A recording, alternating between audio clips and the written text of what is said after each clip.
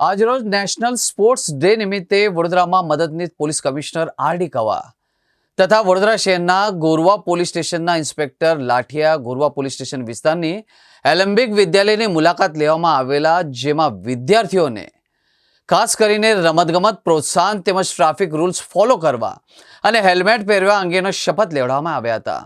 તેમના વાલીઓ અને સંબંધીઓને ટ્રાફિક રૂલ્સ ફોલો કરવા અને હેલ્મેટ પહેરવા અંગે જાગૃત કરવા સમજ પણ આપવામાં આવી હતી.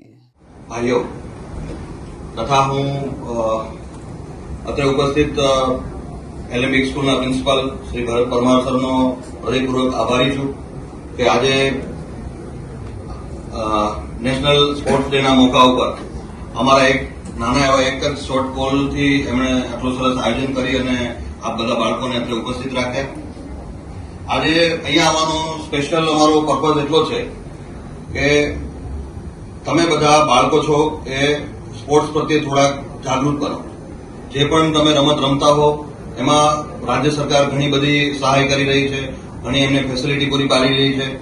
તો એ બધાથી આપ અવગત થાવ અને સ્પોર્ટ્સને તમે તમારું કેરિયર બનાવીને તમારી કારકિર્દી પર બનાવી શકો છો.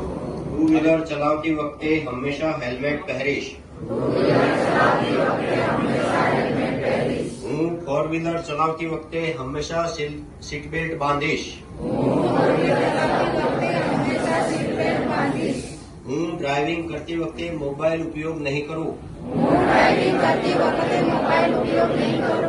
હું ઓવર સ્પીડ ડ્રાઇવિંગ નહીં કરું. હું રોંગ સાઇડ ડ્રાઇવિંગ નહીં કરું.